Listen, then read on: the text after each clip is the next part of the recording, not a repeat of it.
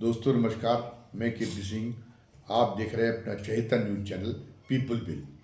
इन दिनों राजनीतिक क्षेत्र में मेवाड़ के महाराणा राणा सांगा पर रामजी लाल सुमन, जो कि समाजवादी पार्टी के बहुत ही मुखर सांसद हैं, उनके द्वारा संसद के अंदर की गई टिप्पणी को लेकर टिप्पणी का मुद्दा गरमाया हुआ है, पूरे देश में गरमाया हुआ है।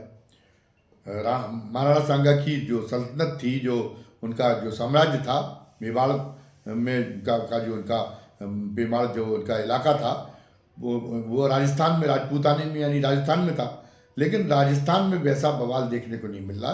बवाल ज़्यादा उत्तर प्रदेश में हो रहा है, जहाँ पर एक राजपूत हृदय सम्राट, खासतौर से राजपूत हिंदू हृदय सम्राट को कहा जाता है, लेकिन हिंदू हृदय सम्राट से पहले वो राजपूत हृदय सम्राट हैं। और वो खुद भी इसीलिए अपनी छवि को लगता है कि उन्होंने सायास ये बनाने की, इस छवि को सायास सुदृढ़ करने की वो कोशिश करते नज़र आते हैं। इसलिए उन्होंने एक बार इंटरव्यू में कहा था कि मुझे क्षत्रिय होने पर अपना गर्व है, यद्यपि मैं सन्यासी हो गया हूँ, यद्यपि मैं जो है उससे समाज की जो आम जो समाज की जो परिधि है उससे ऊपर आ गया हूँ संन्यास धारण करने के बाद। लेकिन फिर भी मुझे इस बात का बड़ा गर्व है। योगी आदित्यनाथ ने कहा था कि मैंने क्षत्रिय कुल में जन्म लिया, और जिस कुल में हमेशा भगवानों ने हमेशा जिस कुल में जिन जातियों में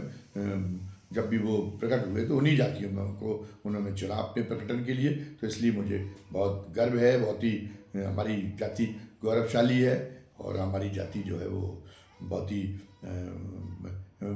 पुण्यवान है, ये बड़ी श्रेष्ठ है, ये जताने की कोशिश उनकी इसमें चलती है। उसमें मतलब झलकती थी जो उन्होंने इंटरव्यू दिया था, उसकी आलोचना हुई। लेकिन कैसी भी आलोचना हो, योगी आदित्यनाथ की सेहत पर तो फर्क पड़ता नहीं है। चाहे यहाँ तक कि भारतीय जनता पार्टी का हाईकमान और संघ भी असहज हो जाता है और उनको रोकने की कोशिश करता है, लेकिन वो इस मामले में फिर वो संघ की अपनी वो जो है अपनी मन की बात वो करते हैं, वो संघ की भी नहीं सुनते, ना वो केंद्रीय नेतृत्व की सुनते हैं। जो उदाहरण उसी का है जो संघ प्रमुख मोहन भागवत ने कहा था कि हर जगह हर दरगाह और मस्जिद के नीचे मंदिर नहीं ढूंढना चाहिए, बहुत हो गया, ये उन्होंने कहा था। लेकिन उसके बाद में फिर उन्होंने संभल का जो मामला है वो तो पूरा का पूरा उसका धरातल तो यही है कि मस्जिद के नीचे हर मस्जिद और मंदिर की हर दरगाह के नीचे मंदिर ढूंढने की उसका धरातल तो वही है। तो उनका एक अवज्ञाकारी, उनका एक विद्रोही स्वभाव एकदम स्पष्ट हो गया था कि वो किसी के बस में नहीं है, किसी के नियंत्रण में नहीं है। वो योगी मोदी का भी बड़ा ही कितना भी गुणगान करते हो, लेकिन वो अपने तरीके से चलते, बल्कि कई अब तो ये नौबत आने लगी कि मोदी को उनका अनुकरण करना पड़ता है। जब महाराष्ट्र के चुनाव में गए थे तो उनने वहाँ नारा दिया था बटेंगे तो कटेंगे। तो फिर ये सामान्य रूप से मोदी इस तरह के परहेज करते, हालांकि उन्होंने भी बहुत ज़्यादा उग्र हिंदुत्व को बहुत खाद पानी देने का काम किया है, लेकिन फिर भी वो एक बड़ी उसका परिचय देती है। संयम के साथ में वो हिंदुत्व के जो रंग को गाढ़ा करने का काम जनमानस में करते हैं, वो बड़े संयम के साथ में करते हैं। वो बड़ी जो है वो बहुत बड़ी डिप्लोमेटिक तरीके से करते हैं। लेकिन अब स्थिति ये हो गई कि उनसे हिंदुत्व की उग्र पैरवी में उनसे कहीं आगे निकले जा रहे योगी आदित्यनाथ। तो जब उन्होंने योगी आदित्यनाथ ने ये पहल की, ये नारा देने की कि बटेंगे तो कटेंगे, तो फिर उनको मजबूर होना पड़ा, और उन्होंने तो थोड़ा सा मॉडिफाई किया इस नारे को, और ये कहा कि एक रहेंगे तो सेफ रहेंगे। लेकिन ये दिखाई गया कि अब योगी मोदी को फॉलो नहीं कर रहे। अब नौबत ये आ गई कि मोदी योगी को फॉलो कर रहे हैं। खैर ये बात अलग है, ये एक पूरा का पूरा इस पर भी एक एपिसोड बनाया जा सकता है, वो अलग से उस पर चर्चा होगी, एक नया वीडियो इस पर भी तैयार करेंगे। लेकिन अभी तो ये है कि राणा सांगा के ऊपर जो बवाल उत्तर प्रदेश में हो रहा है, अभी उसकी जो है उसकी बात तो मेवाड़ एक इतिहास की कई गुत्थियाँ हैं जिनको लेके अलग अलग तरह के विचार हैं। जैसे एक मिथक ये है कि राणा सांगा ने बाबर को बुलाने का काम राणा सांगा ने ही कराया था। हालांकि इसके पीछे कोई जो उन्होंने कह दिया रामजी लाल सुमन ने, लेकिन उन्होंने भी थोड़ा सा अनर्थ इसमें कर दिया। उन्होंने गद्दार शब्द को संबोधित कर दिया, उसमें राष्ट्रीय चेतना थी नहीं।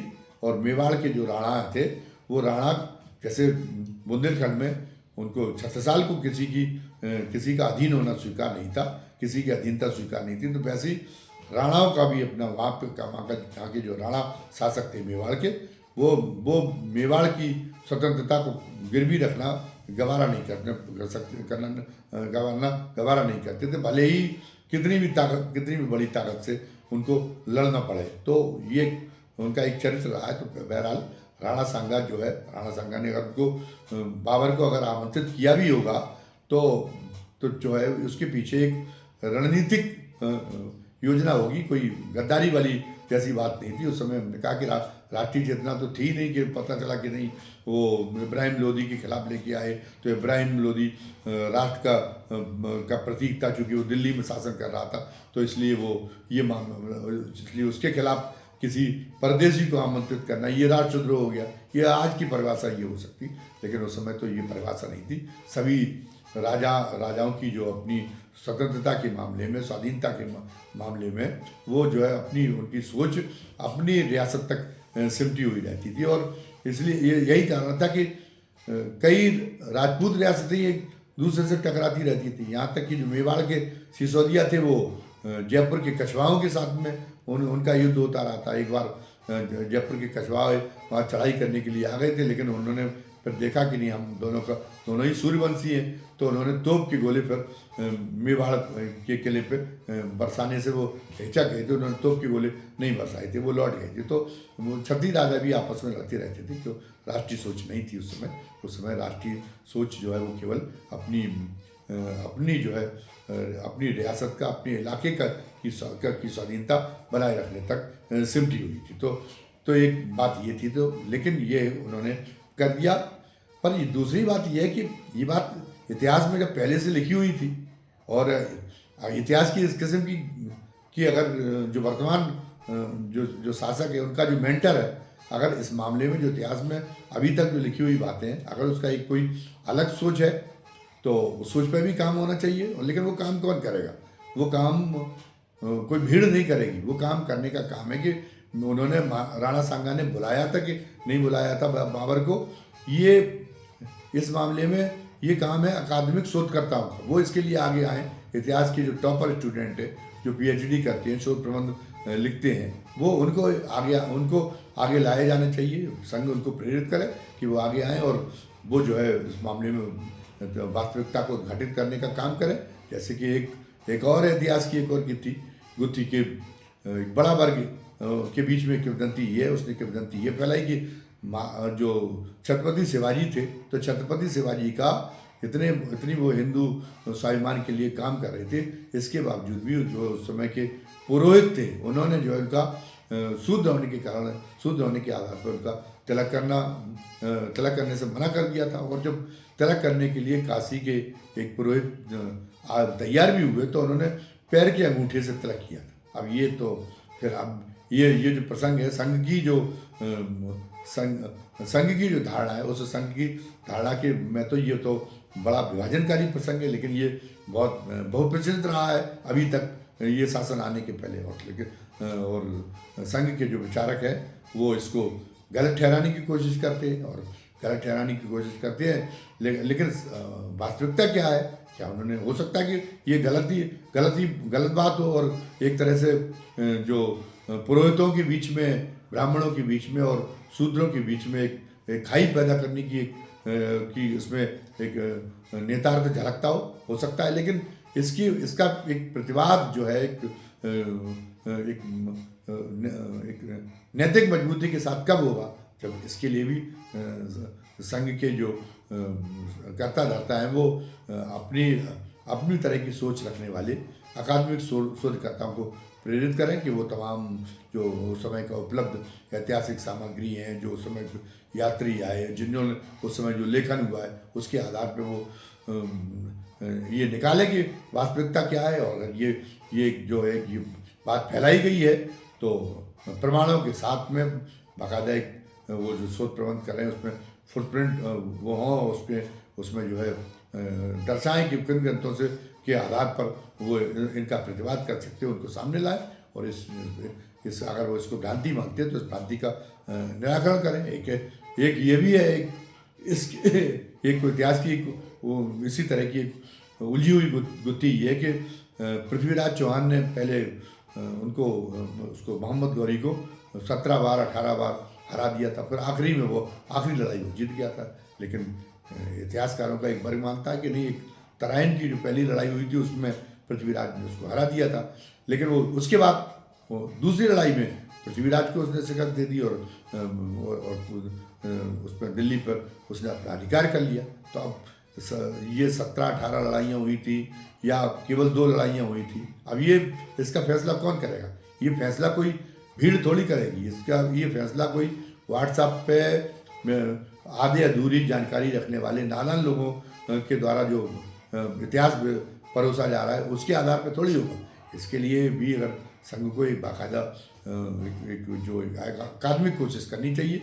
इसके लिए वो इतिहास की टॉपर स्टूडेंट को प्रेरित करें कि वो उस पर काम करें और इस पर जो एक सप्रमाण इस चीज़ को सामने लाएं कि 17 बार पृथ्वीराज ने हराया था या केवल एक ही बार हराया था उसको मोहम्मद गौरी को। तो ये इसका इस संदर्भ में ये भी एक विचार करने योग्य है। अब एक सबसे बड़ी बात ये है कि राणा सांगा रातों रात, अभी राणा सांगा के बारे में हमने कहा कि ये तो पहले से लिखा जा रहा था कि उसने बाबर को उन्होंने ही आमंत्रित किया था इब्राहिम लोदी के खिलाफ देश में आने के लिए। तो ये मिथा की प्रचलित, लेकिन जब ये लिखा जा रहा था तो तब भी अगर इस मामले में क्षत्रिय समाज बहुत संवेदनशील होता तो तभी इसमें जैसे अभी बवाल हो रहा है तभी इसमें बवाल हो गया होता, लेकिन तब तो इसमें बवाल हुआ नहीं। उन्होंने कहा लिख दिया है, फिर दूसरे लिखने वाले थे जो इस मत से सहमत नहीं थे, उन्होंने लिखा कि नहीं ये जो है ये गलत प्रचारित किया जा रहा है कि उन्होंने बाबर को बुलाया था। बाबर को राणा सांगा ने नहीं बुलाया था, वो दूसरे मुस्लिम ही सेना शासक थे जो त्रस्त थे, उनसे इब्राहिम लोदी से उन्होंने बुलाया। तो हमारा कहने का मतलब है कि राणा सांगा के लिए अभी जो जैसे संवेदनशीलता दिखाई जा रही वैसी संवेदनशीलता पहले कभी देखने को नहीं मिली। ये अचानक ऐसी संवेदनशीलता क्यों हुई? मेवाड़ के राजपूतों का शौर्य, उनका स्वाभिमान निश्चित रूप से सराहना के योग्य है, निश्चित रूप से अनुकरण के योग्य है। लेकिन सच्चाई ये भी है कि पूरे देश के राजपूत समाज के जो है उसके आनमान शान के प्रतीक के रूप में महाराणा सांगा उस तरह से स्थापित नहीं हुए थे। महाराणा सांगा तो बल्कि अप्रासंगिक हो गए थे, और उनके दूसरी ओर उनके जो पौत्र थे महाराणा प्रताप, वो जरूर जो है पिछले कई दशकों से वो राजपूत समाज के एक स्वाभिमान के प्रतीक के रूप में, राजपूत समाज की शान के रूप में, मतलब उनकी एक स्वीकार्यता हुई है। और उस अपनी उस शान को झलकाने के लिए उत्तर प्रदेश में ले लिया जाए तो उत्तर प्रदेश के हर जिले में महाराणा प्रताप की क्षत्रिय संघ में प्रतिमाएं स्थापित कराई हैं, और लखनऊ में तो उनकी प्रतिमा का अनावरण करने के लिए खुद राजनाथ सिंह आए थे, उनके नाम पे चौराहे स्थापित किए गए, उनके नाम पे मोहल्लों के नाम महाराणा प्रताप के नाम पे रखे गए। लेकिन वो जो है राणा सांगा के प्रति कोई ये नहीं कोई अनादर का या उपेक्षा का भाव हो, लेकिन राणा सांगा को जैसे राणा प्रताप को क्षत्रिय समाज की आइकॉन के रूप में प्रतिष्ठा वैसी राणा सांगा के रूप में राणा सांगा की नहीं रही, और राणा सांगा वास्तव में अप्रासंगिक थे। और ये हो सकता है कि उनका जो कहने का एक तरीका रहा हो रामलीला सुमन का, वो रामलीला सुमन का तरीका गलत रहा हो लेकिन उसके लिए इतना ही पर्याप्त था कि उनकी निंदा की जाती। और दूसरी बात ये कि जो राणा सांगा पर जो ये आक्षेप लगता कि उन्होंने बाबर बुलाया था, इसके मामले में शोधकर्ताओं को संघ परिवार आगे लाता और वो जो है तथ्यात्मक तरीके से और वास्तविकता क्या है उसको सामने लाते और उससे वो उस बात का प्रतिवाद हो जाता।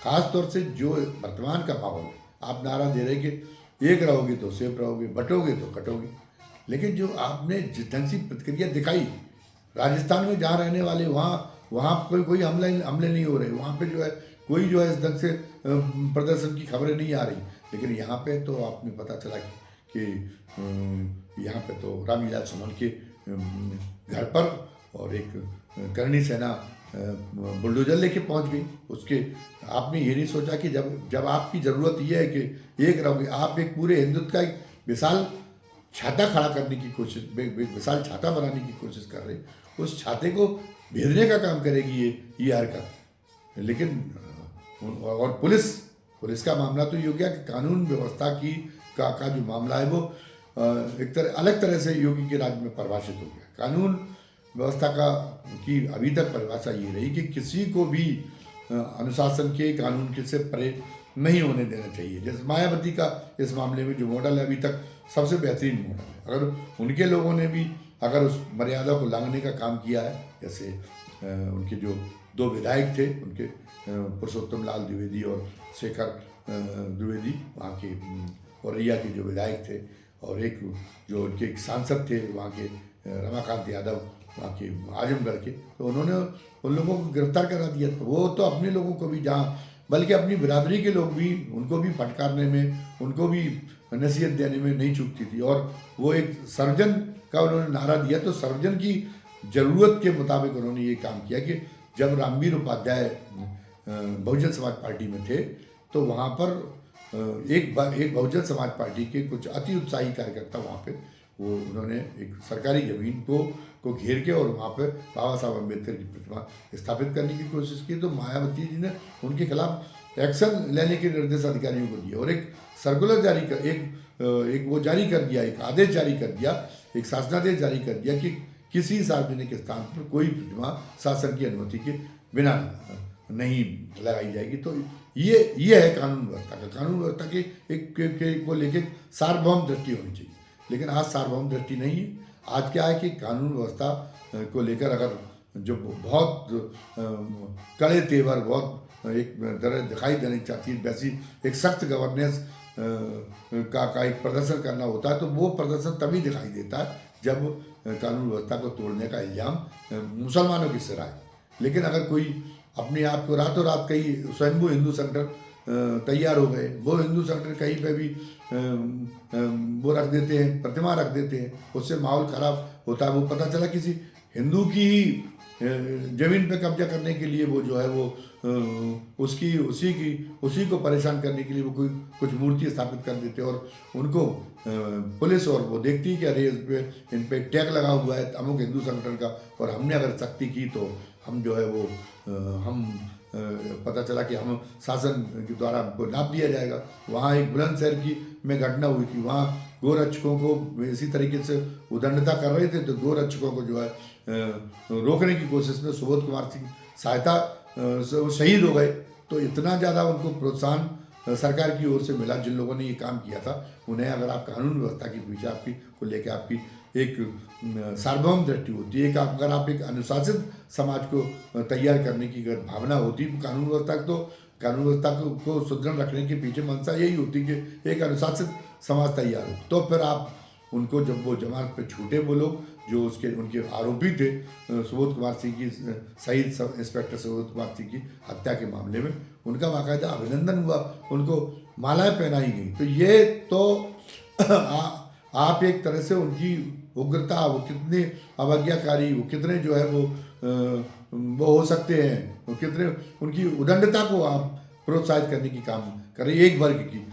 और सरकार ये भूले जा रही कि इस कोशिश से वो भस्मासुर को वरदान देने का काम कर रही है। वो केवल ऐसा नहीं कि वो केवल सब मुसलमानों को दबाने तक अपनी भावनाएं सीमित रखते होंगे, अब तो वो हिंदुओं के लिए भी वो जो है बवाले जान बनने लगे, जो शांतिप्रिय हिंदू हैं, जो किसी संगठन से जुड़ा हुआ नहीं है, उस पर भी उसके साथ भी जाति करने के लिए वो ये हिंदू संगठन का टैग का इस्तेमाल करते हैं और प्रशासन उनका वो टैग देके असहाय हो जाता है। इस मामले में भी यही हुआ कि बुलडोजर जो है आप बुलडोजर लेके पहुंच गए, वहाँ तोड़फोड़ हुई, तो उसके बाद में ये सब कुछ क्यों हो पाया? क्योंकि प्रशासन आधे अधूरे मन से उनको नियंत्रित करने की कोशिश कर रहा था। वो उसके मन में कहीं ना कहीं तो ये था कि नहीं, ये जो है इन लोगों को योगी सरकार का, योगी बाबा का बरदस्त मिलेगा, और अगर ज़रूरत से ज़्यादा अगर इनको रोकने के मामले में ज़रूरत से ज़्यादा सख्ती की तो हम जो है वो हम इसमें दब जाएंगे। तो इसलिए उन्होंने नहीं की, इसलिए वहाँ पे इतना बांध तोड़ दिए गए, वहाँ उनके उस पर पथराव हुआ, इस ढंग का काम किया हुआ। और इसके बाद में भी आप वही उसको मतलब एक पक्ष को आप बढ़ावा देने की कोशिश के तहत इसके बाद में भी जिन लोगों ने ये काम किया था उन पर कोई बहुत ज़्यादा कड़ी कार्रवाई नहीं हुई।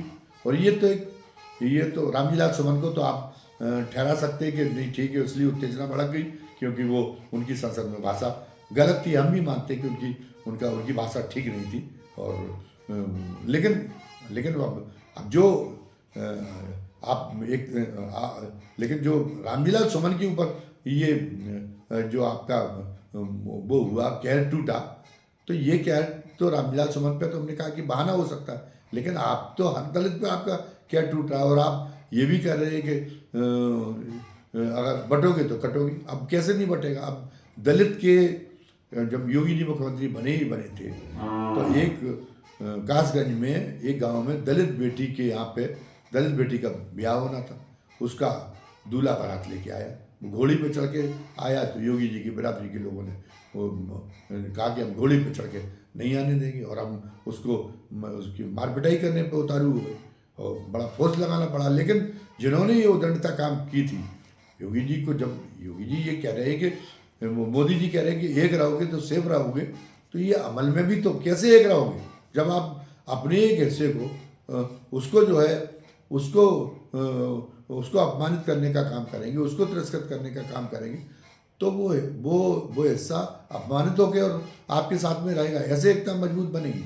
आप तो ये एकता मजबूत करने की बजाय तोड़ने का काम कर रहे हैं। आगरा में भी हाल में दलित समाज के साथ में इसी तरह की घटना हुई है, और भी कई जगह पे घटनाएं हो रही। संघ भी बड़ा बहुत जो है इस मामले में सामाजिक समरसता का बड़ा राग अलापता है, लेकिन देख जवानी जमा खर्च होता है। कहीं पर भी ऐसे मौके पे नहीं गया। अरे संघ मान लीजिए उन पर कार्रवाई न कराता जो इस ढंग की उदंडता करते, लेकिन संघ उनका हृदय परिवर्तन कराने के लिए, उनके बीच में आके समझाने के लिए तो काम कर सकता था। अब संघ बड़ा तत्पर रहता है, संघ बड़ी एकता की कोशिश कायम करता है, लेकिन ऐसे मौके पे तो कहीं संघ नज़र आता नहीं। कभी भी संघ ने जहाँ इस तरह की लोग वारदातें कर रहे, जहाँ पता चला कि कर्नाटक में वहाँ है तो कांग्रेस की सरकार, लेकिन वहाँ एक मंदिर में दलितों को प्रवेश नहीं करने दिया जा रहा था।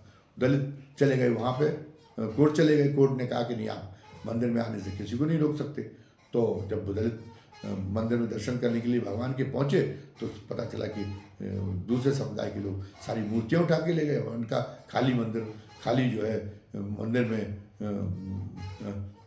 आप टहले आइए, हम आपको भगवान का दर्शन नहीं करने देंगे। तो चलिए ठीक है कि हम भी इस विचार से सहमत है कि टकराव से ये मामला नहीं होगा, कानून से की सख्ती से काम नहीं होगा, लेकिन उनको जो है अपनी गलती का एहसास कराने का काम तो किया जा सकता है, उनके हृदय परिवर्तन का तो काम किया जा सकता है। लेकिन जहाँ पर भी दलितों के साथ में इस तरह की कोई घटना होती है, कहीं पे भी नज़र आता है, कहीं पे भी इस तरह की नज़र नहीं आती। तो अब ये है कि इस बीच में जो उत्तर प्रदेश सामाजिक न्याय की जो प्रयोगशाला रही, मायावती का जो 4 बार मुख्यमंत्री बनी, उससे ये है कि दलित भी अगर उनके साथ कोई अन्याय होता है तो वो अपनी जो है, या उनके लगता है कि उनके अधिकारों में कहीं कटौती की जा रही दिखाई देती है, तो मतलब वो लोग जो है वो उसका प्रतिवाद करते हैं। तो फिर ये प्रतिवाद करते हैं, तो जब संघ परिवार के मन से, संघ परिवार क्यों नहीं चाहता, क्योंकि वो ये मानता है कि ये कोई बहुत असाधारण घटना नहीं है, किसी दलित के साथ किसी ने जाति कर दी, तो ये तो होता ही है और ये तो बड़ी सहज घटना है, तो इसके लिए उसको क्यों इतना महत्व दिया जाए कि हम जाए। और क्योंकि बड़े व्यवस्था के तहत काम करना है, तो उनको मन में ये धारणा बनी हुई है, ये गलत फहमी बैठी हुई कि वो क्यों उससे सिर उठाने की कोशिश करते। वो विनम्रता से, विनीत भाव से रहें तो उनके साथ में चलिए ठीक है। अब पुराने ज़माने में भी बड़े उनको उनका जो है उनकी साथ में बैठा के खाने खाने की या कुर्सी पर बैठ के खाना खाने की उनकी इजाज़त न दी जाती हो या ताज़ा खाने खाने की इजाज़त न दी जाती हो। लेकिन ये था कि थोड़ा सा ये अपने आपको उदार दिखाने के लिए कुछ जगह पे ये था कि उन्होंने कहा कि अगर वाल्मीकि समाज का आदमी है जो मेला साफ करने के लिए आ रहा था, उससे भी कह दिया जाता था फलाने का डैम पे का, इसी तरह से अन्य शेड्यूल कास्ट की जातियों से कह दिया जाता था। लेकिन अब इतने से काम नहीं, वो जो दलित ये मानने लगे कि हम दोयम दर्जे के नागरिक नहीं, दोयम दर्जे के नागरिक की तरह हम आप जो हमको ट्रीट करते वो हम स्वीकार नहीं हुआ। तो ये लगता है कि अब जब उनकी आई तो चेतन अचेतन में कहीं ना कहीं एक जो अपने आप को बहुत श्रेष्ठ और अपने पूरा और ये मानते हैं कि इनको नियंत्रित रखने का, वर्ण व्यवस्था की मर्यादा को नियंत्रित रखने का ठेका हमारे पास में है, वो ये उनको ये लगता है कि इतनी बड़ी जरूरत कर दी। तो अब जब एक ऐसी सरकार आई है जिस सरकार की जो की धारणाओं के जो स्रोत है वो है जो एक तरह से धर्म को माध्यम बना के जो एक अन्यायकारी जो सूत्र बनाए गए वो उसकी धारणाओं के स्रोत है। तो वो तो इस नाते मतलब वो जो है वो तो तब से जब से ये भारतीय जनता पार्टी की सरकार चाहे केंद्र में आई हो चाहे उत्तर प्रदेश में आई हो, तो तब से तब जो है वर्ण व्यवस्था की मर्यादा के लिए वो वर्ग बहुत सचेत हो गया, जो अपना इस मामले में ये समझता है कि ये ईश्वर ने मुझको ड्यूटी दी हुई है। तो वो जो कर रहा था तो अब वो उसको उसी हैसियत में वो धकेलने के लिए वो कार्य कर रहा है। तो उस कड़ी में इसको देखना चाहिए जहाँ दलित दूल्हे को अगर वो घोड़े पे बैठ के आ रहा है तो उसके साथ में जो अपमानकारी व्यवहार होता है, अगर दलित बराबरी पे बैठ के खाना खाने की जरूरत करता है तो उसके साथ में जो होता है, जो इस तरह की घटनाएं इस बीच में पड़ी हैं, तो उसी कड़ी में इसको देखना चाहिए कि एक तरह से ये एक उनको सबक सिखाने की कोशिश की गई थी कि आप जो है आप पालन करें कि आप ये जन्म में आपका कल्याण तभी हो सकता है जब आप वो जो सेवा भावना के तक जो आदेश पालन तक अपने आप को सीमित रखें। आप जो जवान लड़ाने का काम करते हैं तो जवान लड़ाना अब आप भूल जाएं, और वो भले वो मसला उसके बाद में फिर ये कि आरक्षण पर भी आप जवान लड़ाना भूल जाएं। तो आप जो है उत्पीड़न अधिनियम जो बना हुआ है उस उत्पीड़न अधिनियम को ख़त्म करने की कोशिश करें, तो वो भी आप जो है उसको भी आप सिरोधार्य करें, क्योंकि ये आपका ईश्वरीय कर्तव्य है। आप उनके श्रेष्ठी वर्ग की बातों को इसलिए मान लेना। और ये जो हुआ तो इसकी मैसेजिंग भी इसी रूप में हुई। मायावती तो अब बाद है, मायावती तो कुंठित हो चुकी है, इसलिए मायावती की साख दलितों के बीच में भी लगातार खत्म हो चुकी है। लेकिन चंद्रशेखर रावण और तमाम सारे दलित नेता इस मामले में रामजी लाल सुमन के साथ में लामबंद हो गए, और दलित नेता ही लामबंद नहीं हो गए। वो उनकी दलितों से स्थिति बेहतर जरूर है जो अन्य जो ओबीसी वर्ग है, लेकिन मतलब पुरानी सामाजिक व्यवस्था में दलितों से कहा जा सकता है कि उनकी स्थिति बेहतर रही हो, लेकिन वो भी दोयम दर्जे की नागरिक की नागरिक के रूप में नियति उनको भी भोगनी पड़ रही। तो वो उनके अंदर भी इस बीच में जो जागरूकता आई वो भी एक तरह से देखना पड़ा।